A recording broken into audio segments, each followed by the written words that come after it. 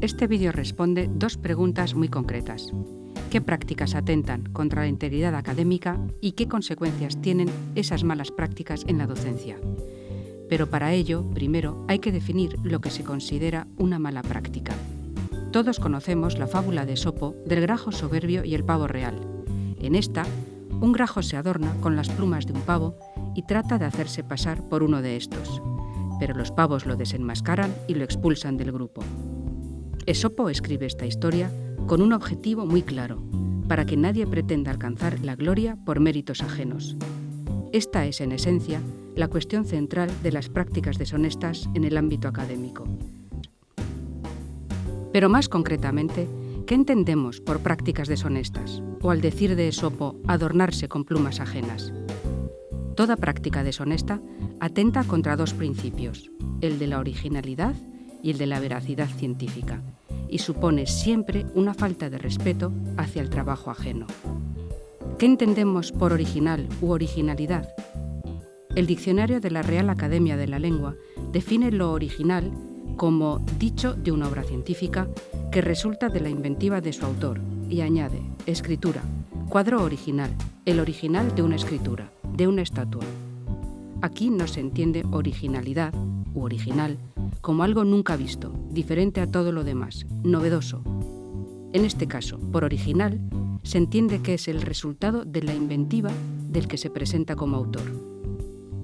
Es decir, es una práctica deshonesta cuando no es posible identificar correctamente al verdadero autor de un trabajo. Y eso se da, por ejemplo, cuando se traduce, se copia y pega tal cual o ligeramente modificado un texto sin citar la fuente, o cuando se hace pasar un trabajo ajeno por propio, o se copia en un examen, o cuando se firman trabajos en los que no se ha participado. Son múltiples las formas deshonestas de disponer del trabajo ajeno. Quizá la expresión más actual sea la práctica de hacer llegar dicho trabajo a destinatarios que no han sido previstos por su auténtico autor. Por ejemplo, cuando se suben los apuntes del profesor o de un compañero a una página web sin haber pedido permiso antes. Original significa además único.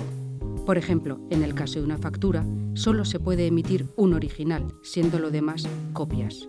De ahí que no sea aceptable la práctica de entregar el mismo trabajo en diferentes asignaturas o entregar el mismo artículo en 2 o más revistas diferentes. El segundo principio contra el que atentan las prácticas deshonestas es el de la veracidad, es decir, cuando no se dice, usa o profesa la verdad en cuanto al contenido. Es inaceptable engañar al lector con resultados que no son veraces. Aquí entrarían los hábitos de retocar, silenciar, manipular o inventar datos científicos, ya se trate de estadísticas, referencias bibliográficas, de experimentos llevados a cabo en un laboratorio. Es fácil imaginar la gravedad de las repercusiones de esta mala práctica en el ámbito de la investigación médica. Porque estas prácticas deshonestas siempre tienen repercusiones. Por un lado, están las consecuencias que afectan directamente al individuo, incluso a largo plazo.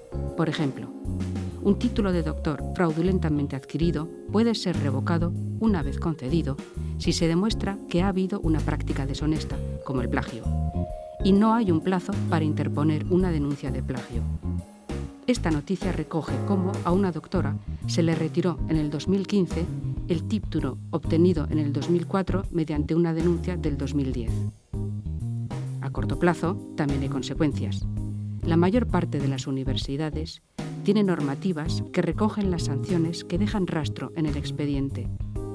En el mejor de los casos, el suspenso, con un 0 de nota numérica, está asegurado, y en el peor de los casos puede llevar a la expulsión, no solo del centro donde se están cursando los estudios, sino de toda la universidad.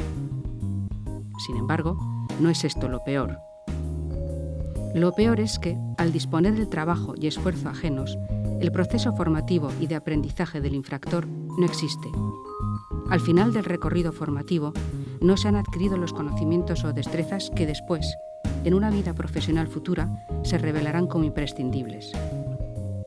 La segunda consecuencia tiene que ver con el progreso de la ciencia en sí. Un trabajo que contiene datos falsos puede desviar a la comunidad científica por caminos equivocados.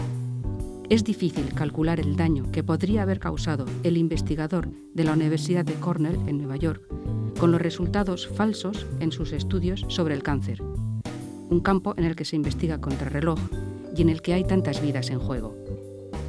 La tercera consecuencia es más difícil de rastrear o de medir, porque el capital de una institución también está formado por su supuesta seriedad e integridad académicas, la misma que se le supone a un candidato a un puesto de trabajo. Un estudiante que dinamita la credibilidad de su propia universidad está minando la credibilidad de su propio título y, por extensión, las posibilidades de obtener un puesto de trabajo. Como conclusión, podemos decir que la honestidad científica no beneficia solo a la comunidad académica y, por lo tanto, a la sociedad, sino sobre todo al que la convierte, desde bien pronto, en una norma de conducta habitual.